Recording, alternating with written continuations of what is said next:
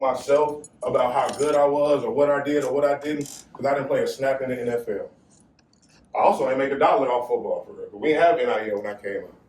We got $1,100 and $11.99 a month, and I had to pay rent. Clay, I had to pay rent, my bills, whatever else I wanted to do, right? Out of that little $1,200 a month. So life was way different. But coming from my high school, I grew up in the hood of Chicago. All the little songs that y'all now listen to and y'all hear all the 63rd and all that stuff, that's the area that I grew up in. I grew up on 81st, not 63rd, but on 81st. But in Chicago, our streets run different than most places. So you just think of like 63rd, 64, 65, 66, 67, 68. I was on 81st, so right down the street, all right? But Simeon High School was an all-black high school, a hood high school, in the trenches. You putting your bag through the scanners, you're like going through y'all ever been through the airport? Y'all flew before? You know how you go through that whole security setup? Yeah. That's the same way you go through my high school. You put your bag through the scanner, you walk through metal detectors, if you beat, they search you. You got dogs, random, doing all that, right? So for me, football was my way out. Wasn't nobody in my school really talking about, oh, you about to go be this big-time doctor or this big-time scientist. We got the classes. I had missing pages out of school books. My Spanish teacher was an African named Mr. LaRock who barely spoke English, right? That's the type of school I went to. So I just want to put you in the mindset of wanting you to understand that it don't matter where you come from. It don't matter what you're going through. One, I'm going to tell you right now, there's always somebody going through something worse. There's always somebody going through something worse. But don't let that determine where you're about to go in life. If it's in you, and if you want to do it, surely you can do it. Don't let your situations or where you're coming from or what you got going on or what the family going through or any of that slow you down. All right? Different schools. And for whatever reason, Michigan just felt right. My top 5 was like Michigan, Ohio State, Miami. I was rocking with Stanford and Illinois. That was my top 5. And honestly, Arizona was the only one that was going to throw me some cheese under the table and move my family out there. But that's a whole other story. I ain't even get into that. But to make it to college now, it's like you almost feel like you got a question? Yeah. What's up, bro? What was your GPA? In high school? Yeah. So, okay, I'll tell you this. At my high school, my school was all about athletes, though. So if you was a good big-time athlete, they gonna make sure your grades is good. So I had like a 3.6. Now, when I took my ACT, I had an 18. Then I had to take it again and got a 21. So it's a balancing scale, though. It's like when we looking at ACTs and GPAs, like we want you to have the highest that you can have, of course, right? But I'm gonna just tell y'all this a little nugget. The better your GPA is, the easier, and Clay, tell me if I'm wrong on this, right? The better chance of your ACT if it's a little lower, it's not impossible, right? So it's not a certain GPA. So yeah, my GPA was like a 3.6, and then I had an 18 on my ACT, and I took it again and got a 21. And that got me into Michigan. All right. So as I went around through the college process of trying to figure out where I wanted to go, what fit right, honestly, the University of Michigan just felt right. The people here, the atmosphere, everything about it felt right. Now, I'm going to be honest with you. I didn't come here for the academics. Coming out of high school, I didn't give 2 damns about the academics. Excuse my language. I'm going to talk to y'all real, right? I didn't give 2 fucks about the academics. All I care was about who is going to get me to the NFL. Who is going to help me live out my dream to take care of my family, to get them out of the hood and make sure that I'm making enough money because they developed me well enough to be a football player. Whatever else comes with that academics or whatever the school shit, I don't care about it. My high school didn't prepare me for it, so that wasn't on the top of my mind, right? My parents, they liked the University of Michigan because of the academics, because of what this place could do for their son when football is over, because they understood that this game wasn't forever, because they understood that life was going to go on no matter how football played out. So I chose University of Michigan. I get here as a redshirt freshman. I get here as a freshman. I redshirt my freshman year. My redshirt freshman year, I work my way into the starting lineup. I break my leg 3 days before I first started supposed to be against Alabama in the Cowboy Stadium. Break my leg, clean. This leg. I done had so many surgeries, but this leg. Clean break of my fingertips, like your bone, crack. And I had my brace on. I broke it in practice with my brace on. So, mind you, my family then bought their tickets to Dallas. They got hotels, the hood ready to watch me go. This is my chance now to finally get out here and start my career as a redshirt freshman, to go play 3 years and go get drafted, right? 4-star athlete, number 2 in the state. Everybody telling me how good I am. Everybody telling me I'm going to the league, all of this. Boom, break my leg. Nothing I could have done differently. I couldn't have moved no different. Nothing I could have done that could have prevented me from doing that. All right, cool. Now I'm out for the year. That's a depressing, stressful, hard time. That clock is still going. You only get so many years of this college shit. Granted, I'm from in an area where now I feel like I'm getting passed up. I was already playing offensive line. I was already heavy. With a broke leg, I can't walk on the treadmill. I can't get on the bike. I'm got to worry about keeping my weight down. All of these things they got to play into it. And guess what? Every year, these motherfuckers recruiting somebody else that they want to be better than me. So now I can't even go out here and play. I'm already getting passed up on the depth chart for the people that's here, and they recruiting another motherfucker. This is a cutthroat business. And I'm going to tell you right now, if you're not built for it, you ain't going to last. Because the moment right now that everybody loving you up, wanting you to come to their school and doing all this cool shit, next year when you get to that school, they on to the next motherfucker. Our job, we got a whole, if I take you down on that hallway on the other side, that whole hallway job, their job is to go find the best next motherfucker. Go find someone better than who we got. That's their job. And this is a career that you stepping into that if you can't look somebody in their face and straight up, excuse my language, say, fam, fuck you, fuck your mama, and fuck your kids, I need that check, you're in the wrong business. You're in the wrong business. This high school shit gonna be fun, but if you really wanna live out your dream, this shit gotta get serious yesterday. The work that you're gonna have to put in, that shit gotta get serious yesterday. Because the days that you don't feel like it, I guarantee you it's somebody else that's doing it. So why do you come to the University of Michigan or strive to come to a place like the University of Michigan? This is the #1 university in the country. This is the #1 university in the country. I tell our players all the time, you're putting a fucking security blanket over your life. You're putting a security blanket over your career. Because you put yourself in my situation, you can go all out in your career in football and if something like this happened, where you get hurt and your career get ended, you're going to be straight and you're going to make even more money off the field than you could have made ever playing the game of football because of the resources and the connections and the lifelong people that's going to be in your life forever, right? So I forgot to tell you, so I broke my leg. I should have went back, but let me finish that. I broke my leg, came back the next year, worked my way back into the starting lineup, started a few games, then tore my shoulder completely up in the game versus Minnesota. Now here I am, only been here 2.5 years. I done lost a limb every year. It's only 4 years in college. I done lost one every year. This math ain't going right for me right now, right? I'm thinking like, fuck, if I keep playing, I might not be just looking like a fucking potato. So it came to a point where I want to have kids.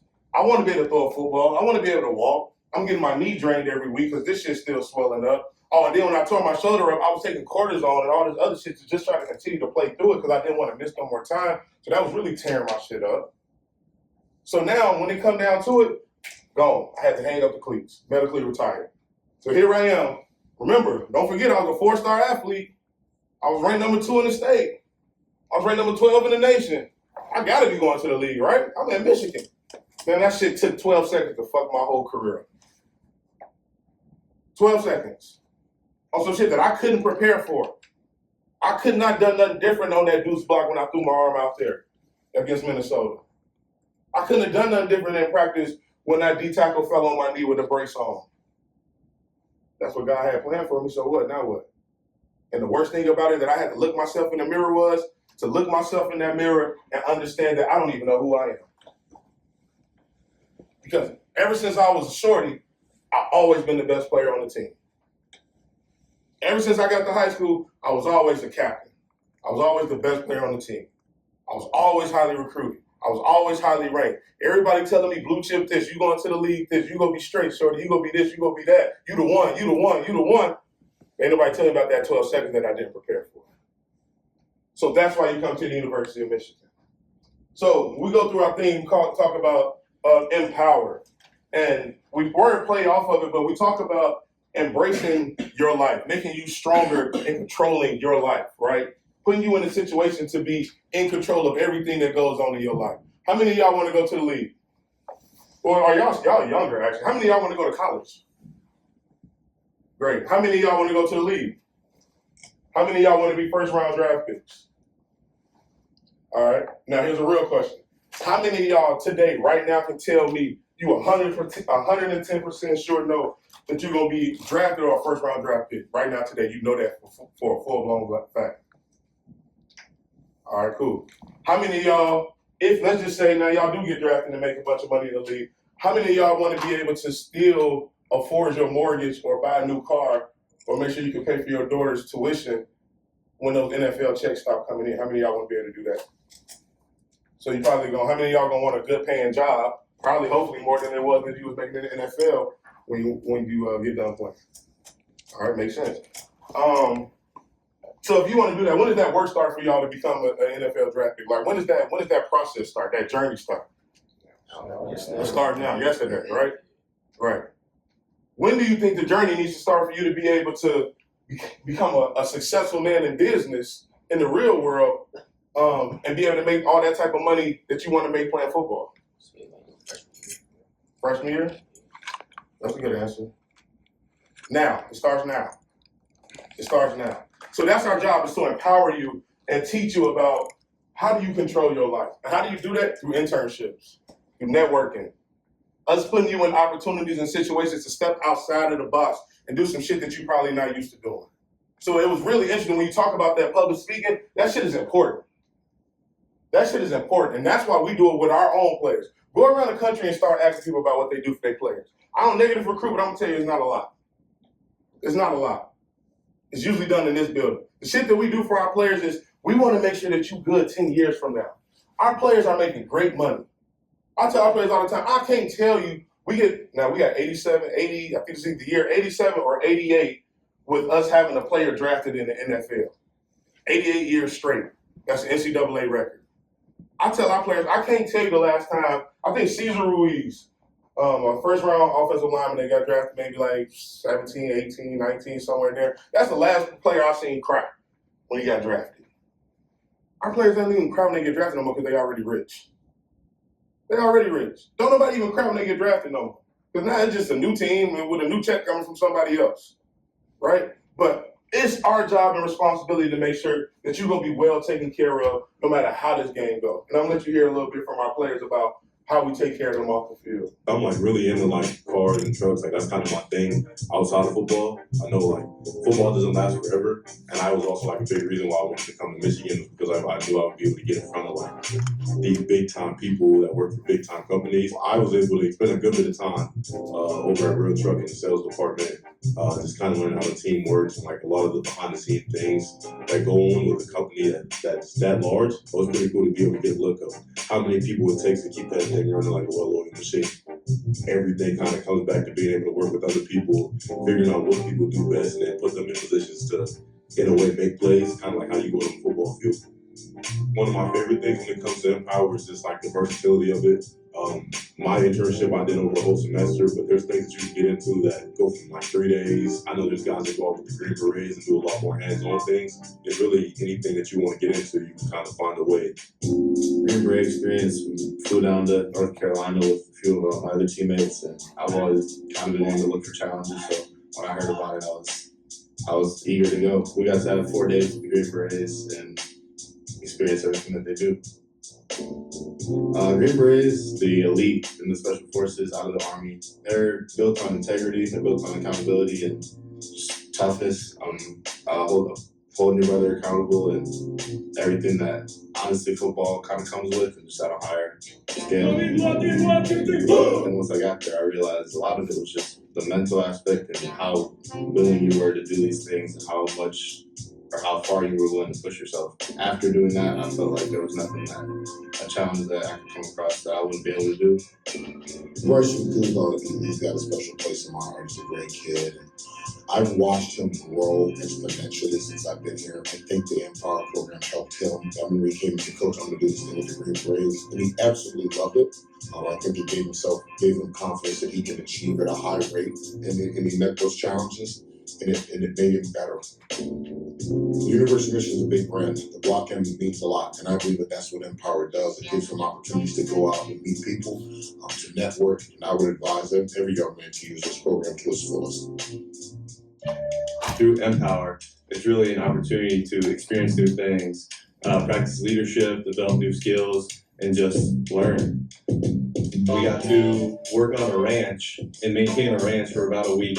We went out with a guy named Bubba, who was the foreman of the property, and we just got to ride around, maintain the ranch, knock down structures, drive some big, heavy equipment and be able to use it, and just to meet the guys on the property. We got muddy, we got sandy, there were some rattlesnakes along the way, but there's nothing too dangerous out there, and it's kind of cool to see, honestly. It was just a great experience.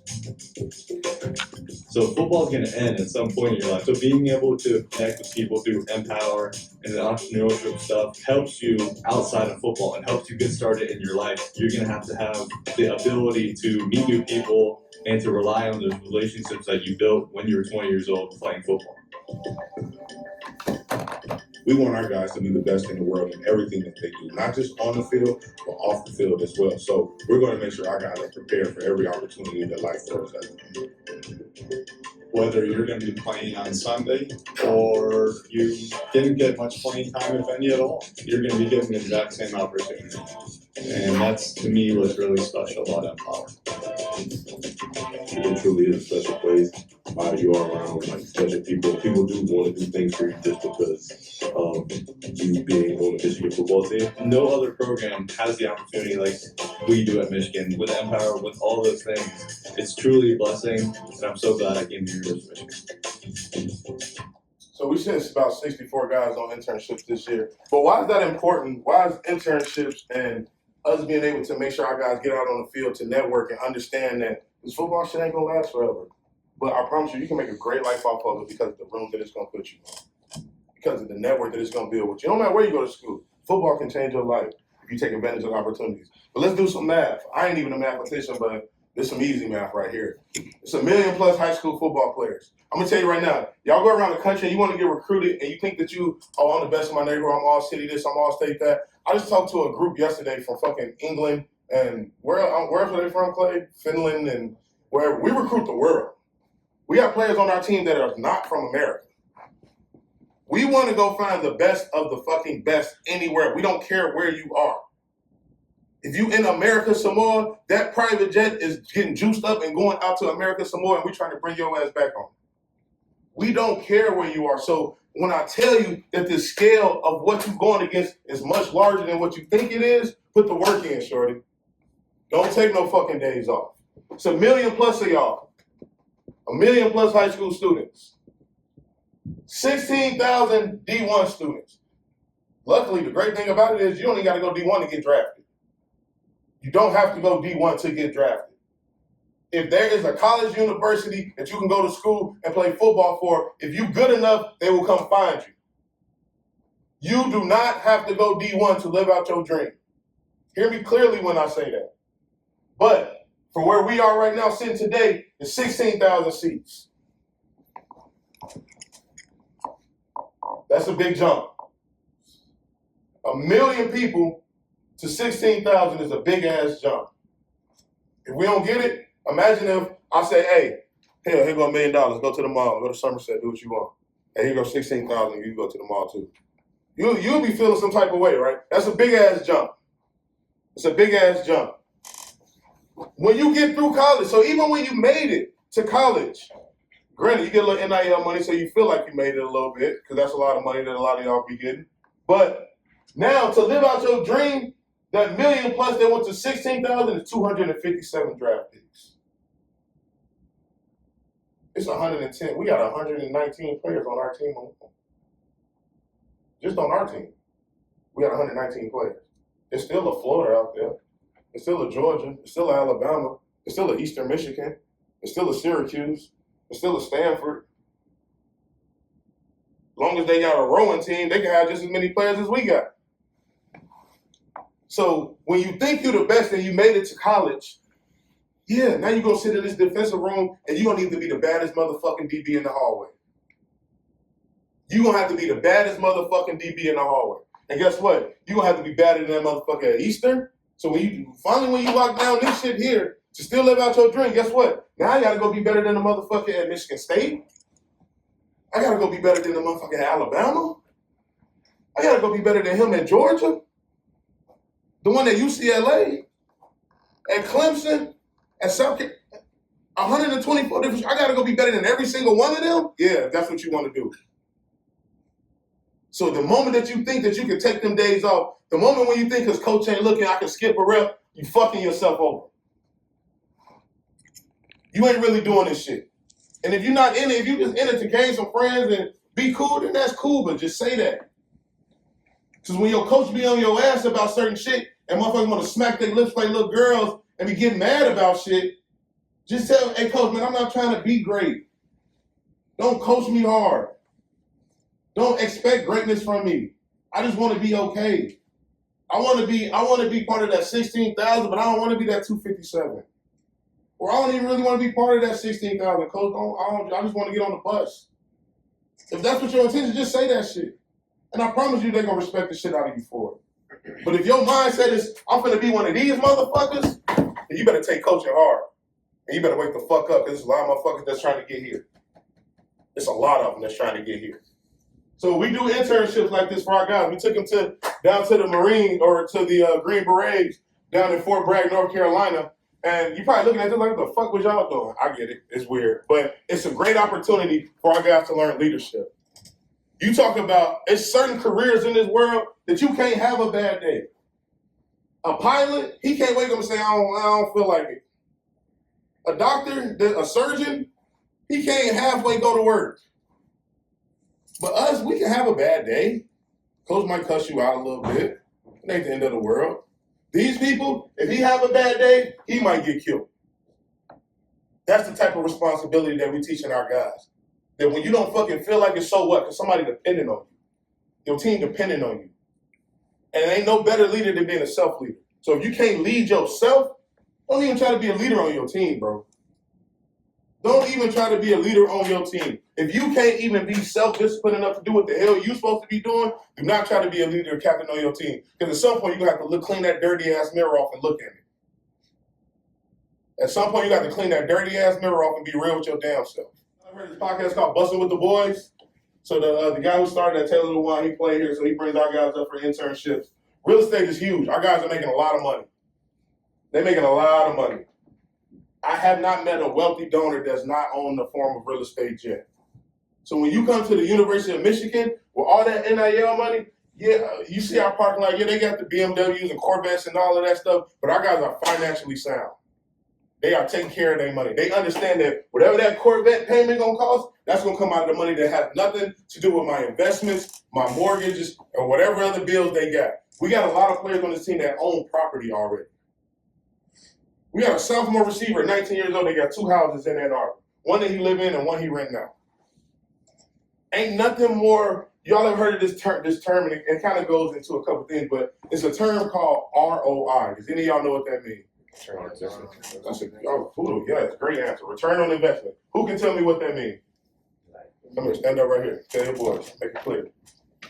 Return on investment is like when you invest in something and the money you receive back from what you invested in. There you go. Give him a round of applause. Great, right? So if I give you $100,000, you be like, yo, CB, I'm about to open up this business, bro. I'm trying to take some investment. Give me $100,000, invest into my company. I say, all right, cool, but what am I getting back? Because I don't just want my $100,000 back. You got to give me a little more than that, right? I want my interest, right? So I may say, give me $140 back, right? So that $140, now I feel good about it. Because I just gave him $100,000 to make $140,000 back, right? That makes sense to everybody? So I'm gonna tell you right there, this goes into, translate that into what you're going through. Wherever you go to college, you about to invest everything in your body to that place. We gonna get everything, and I'm not gonna negative recruit, I'm talking about Michigan. We gonna get every single thing out your body. You go in our weight room right now, these motherfuckers working. And guess what? That's their second workout today. They was already in here at 7 a.m. for a run. Guess what? Some of them got class. Your ass gonna go to tutoring. You're gonna have to walk on campus. You're gonna have to travel for games. You're gonna have conditioning tests. You're gonna invest every single thing in your body that you got to this university, to this great place for us to win some games. And guess what? When we win games, everybody sit up on this level, the staff, they get a bonus. When we go to the national championship, we get a bonus. All these wins and shit, all these coaches, they get bonuses for it.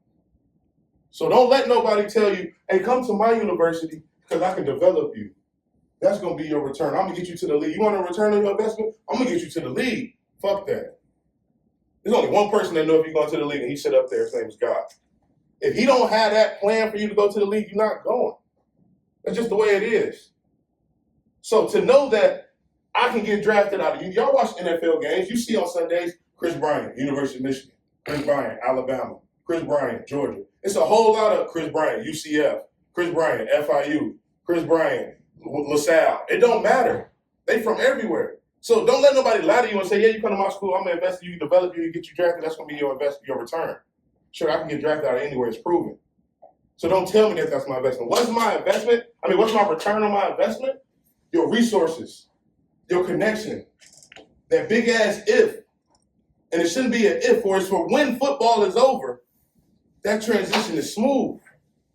So as y'all go around on these college tours and campuses, start changing y'all mind from, don't get just so excited over who got nice uniforms, who got big ass stadiums, who got wristbands, who gonna give me some glove. Fuck that. Because if you want to live this shit the right way, it's time to change that mindset right now. It's trying to change that mindset right now, that you need to understand that your return on your investment is being taken care of for the rest of your life. We do things with the Detroit Tigers. This guy that sits right here, his name is Dave Rice. He is the largest seller of new homes in America. He owns over 2,800 subdivisions. Y'all know what a subdivision is? Like a whole little neighborhood. He owns 2,800 of them. Michigan grad. That brings our players down every year to teach them how to get to where he is, which is a billionaire. He pays for all of it. This is the situation that we want you guys in. And even if you don't go to Michigan, make this your reality. I just want you to learn and understand how to get to college and how to use college. Because college is going to use the fuck out of you. So make sure you understand how to use college. Make sure you understand what is a donor, where are they, how do I meet them? Because it's legal now. These are the people that's going to take care of you. These are the people that want to be around you. These are the people you need to get to know no matter where you go to school. Y'all feel me on that? Yes, sir. We got guys that go to banks. I get through this, Red Wings. That's just the overlook over our stuff. But when you get here as a freshman, when I told you that we meet every week and we go through different things, this is some of the things that we cover with our freshmen, right? Personal branding. All of you guys are a brand. Every single one of you, you are a brand. This is a brand. This is a brand.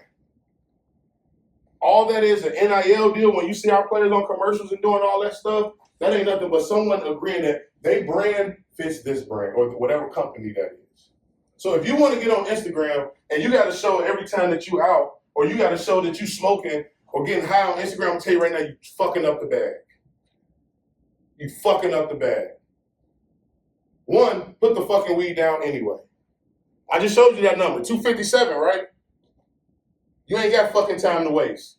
Every time you want to sit up there and roll a fucking blunt, just drop your number. Just move on up on that scale. Just keep on moving on up on that scale. Every time y'all want to drink or smoke or do all this dumb shit, just keep on moving on up on that scale, because there's somebody out there running fucking gases. There's somebody out there eating a fucking salad. There's somebody out there doing push-ups and sit-ups while you over there fucking getting high. And the same conversations I have with our players. I told you I'm going to keep it real. You ain't going to get this conversation too many places. But you see the fucking math. It's damn near 100 of us in this bitch. So you see the math. 257, that ain't shit. That is not a lot of people. So every day that you want to wake up and fuck around, just realize what you're doing to yourself and to your dreams. And that's okay, but just make sure you clean out that dirty ass mirror. Things like that. Mental health is huge. Making sure our guys are taken care of. Financial literacy now. You guys are going from the age you at now to making hundreds of thousands of dollars. And you still got to pay your taxes, and you still got to pay everything else that's going to be due with making all that money. It's our job to teach you and protect you and take care of that, right? We want to make sure you financially understand how to open up a bank account, what's your routing number, how to get a debit card, what's the credit card, what's the credit score, how to protect that, all of those things. Teach you how to shake hands properly, how to look people in the eyes when they're talking to you, how to follow up emails with people that you meet out in the real world. All of those things to teach you how to be a grown-ass man. Because now the world going to treat you like a grown-ass man. Ain't no more professional versus college. Everybody fucking professional league now. There's players on our team making more money than players on the Lions. And they get treated like it. It's the largest stadium in the world that you can play college football in the world. And this is home to our boys. So you are a superstar when you come to a place like this. You're going to have a resume. You're going to have a LinkedIn profile. You're going to have business cards. We're going to teach you how to dress, public speaking like we talked about. dinner etiquette, making sure that you understand how to be at these business meetings, right? And this is what it looks like when we meet over there as freshmen.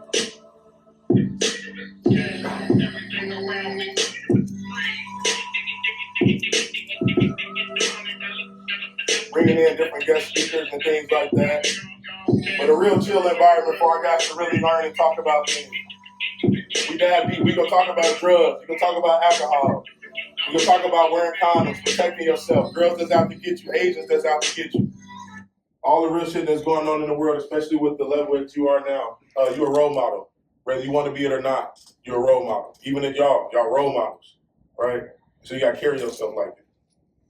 Last thing I touch on here, or a couple things I touch on here, is the networking piece. I'll just show you a quick networking video of what we do for our guys for the networking. To have you here talking to them, talking about the future, talking about how you transition, talking about what you do is important. I really appreciate your willingness to do this and to help out our guys. And when you play for Michigan, it is a lifelong relationship. It is not a transaction. I think, if we come away from anything tonight, I think I want to place that firmly in the back of your mind that, when you are at Michigan, you are part of the larger group. So why is that important? Y'all understand that, like, just put it in y'all terms, like, if we was to get in a plane and fly to LA and go to LeBron James' neighborhood, and we all pulled up to his house, y'all know that, like, his house not gonna be the only house in that neighborhood, right? Mm-hmm. There's gonna be other houses in that neighborhood. Y'all agree with me, right? Yes, sir. And his neighbor probably ain't the fucking point guard. And his other neighbor probably ain't the small forward. And his other neighbor probably ain't the center. And his other neighbor probably don't play for the Rams or the Chargers. What I'm telling you is that it's a lot of unathletic ass people in this world that ain't got a fucking athletic bone in their body that's his fucking neighbors. That ain't doing nothing but using this and their connections and their network to make even more money than what you putting your body through every day to stay in a house like that. So the way I train our guys to think of it is, you're gonna meet all our donors that's making $200, $300, $400, $500 million a year. And they ain't doing shit but getting on the phone, getting on Zooms, flying out, going to meetings. Can you get on the plane?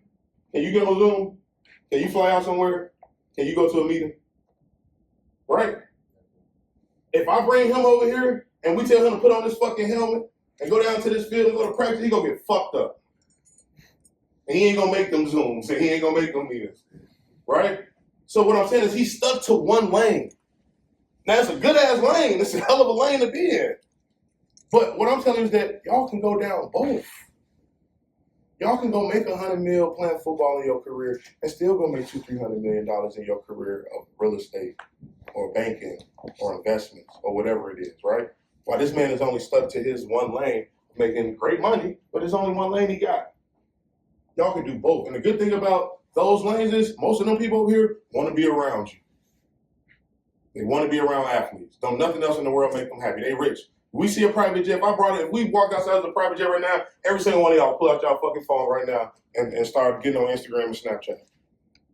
If we bring our donors in here and I pull out a private plane, he gonna walk outside and just get on the motherfucker. It's not a lot that make them happy. But when they come around our student athletes, our players, they fucking ear to ear. They don't want to leave. They want them to come to dinner. They want to bring them here. They want to do this. They want to do that. It's not a lot of shit that make them happy. They fucking rich. But being around our players makes them happy. So it's our job to treat you to understand that when that motherfucking door opens, we want you to understand how you need to walk through it. We want you to understand how to be able to walk through that door of success when it opens for you guys. That make sense? Yes, sir. A couple more things I'll touch on. Community service. Y'all all in a youthful age right now, but give back. Give back. Be a good person. That's just the main rule. Be a good person. You don't got to go to school. You don't have to have a degree or a doctorate degree to know if you're a good person or an asshole. And what do I mean by that? Treat people with respect. Yo, janitors, say hi. Shit that's on the floor, it's not going to kill you to pick it up and throw it in the garbage. When you get out from a chair, push the motherfucker back. When you washing your hands and drying, throw it away. Flush the toilet. Aim in the fucking toilet. Because people got to clean up after your ass. And you get to a level now that be respectful of other people. Because you wouldn't want your mom to have to clean up after 15 dirty motherfuckers piss, would you? No, sir. Well, the 15 people is y'all. Not y'all necessarily, but I'm saying, you get what I'm saying? So like, just be a good person. That's the golden rule of life. At one point in your life, I pray to God that you get to a point where you can write a $10,000 check and give it to your favorite charity for tax benefits or for whatever your reason be. That's great, and I hope you get there. But ain't nothing, even when you can get there, it's still nothing better than just taking that time out of your day to give some time to someone that may need it. Visiting a hospital. Getting with your team and saying, hey, let's go clean up the neighborhood. Hey, let's clean up the park area. Let's clean up the school. Let's clean up the lunchroom. That don't make you a fucking lame. That don't make you corny. That make you a leader, if you're being honest. That show that you don't mind being different.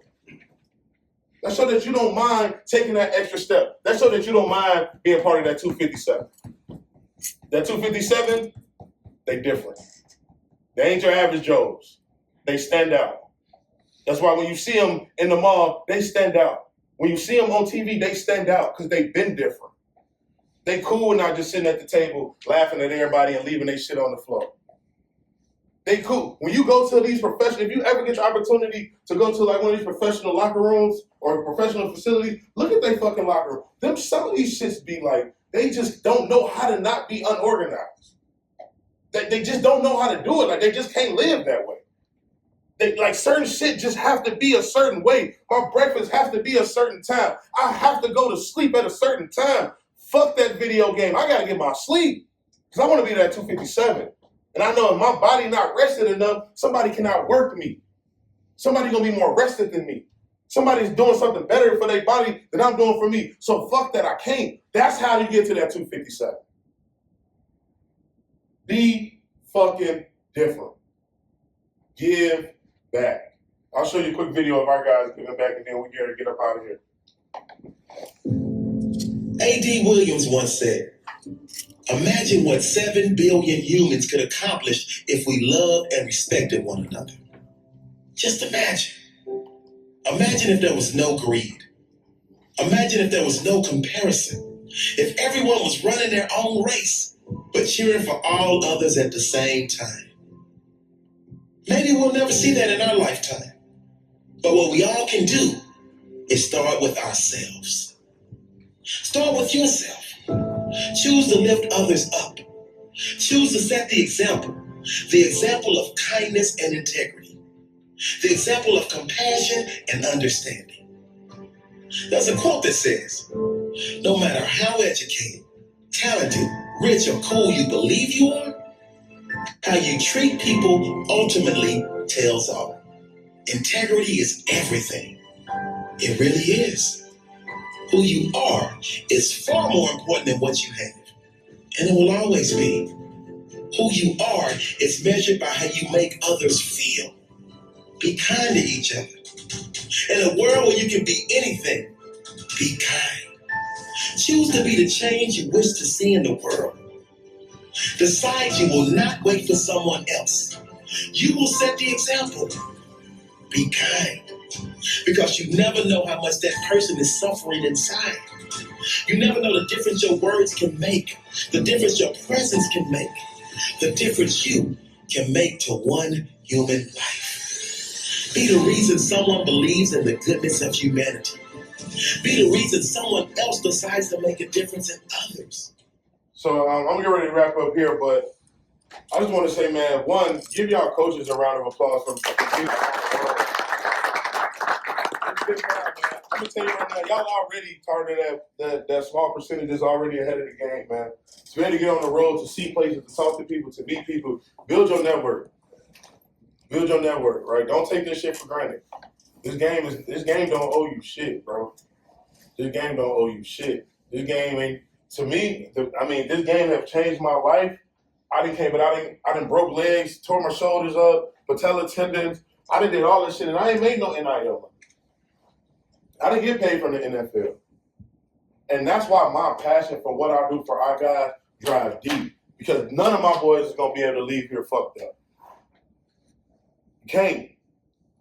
You at the University of Michigan or whatever university you go to or college or whatever. Just go to school. Michigan not for everybody, but Michigan is not like the recipe to being successful. You can be successful wherever you go. Michigan isn't the end all be all.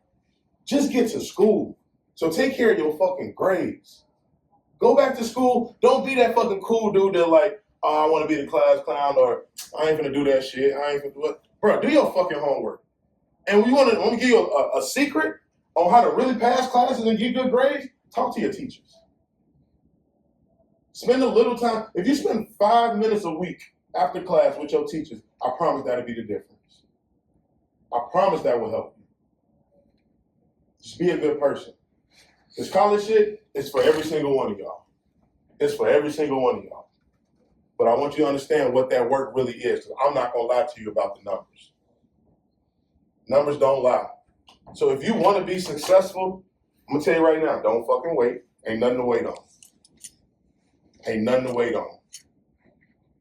And have a plan and have a goal. Get you a notebook and write out what you want to do and what you want to be. People that are serious about this shit, they serious about this shit, bro. I'm just trying to tell you, bro. I'm not trying to be a dead horse. I'm trying to tell you how serious this shit really get for these people. Get you a notebook. Write out your goals. Where will I want to be in 1 year? Where do I want to be in 5 years? Where do I want to be in 10 years? And dream big, bro. Don't limit yourself because of your surroundings or what you see or what your family do or what you feel like you got access to. Everything that you see, every successful people, they all dreamed it. Some of them got lucky, but most of them dreamed it. So if you want to be successful, dream that shit and write it down. But realize, be ready to look yourself in that dirty ass mirror, and when you fucking around and on some bullshit, look back to your 1 year goal and be like, did that go with it or against it? And don't lie to yourself, bro. You can lie to everybody else in this room, you can lie to everybody else on this planet. But if you lie to yourself, that's fucked up. We good? Yes, sir. Any questions for me? Yes, sir. All good? Nobody got no questions? All right, y'all boys. Pleasure to meet y'all, man. Hope y'all have a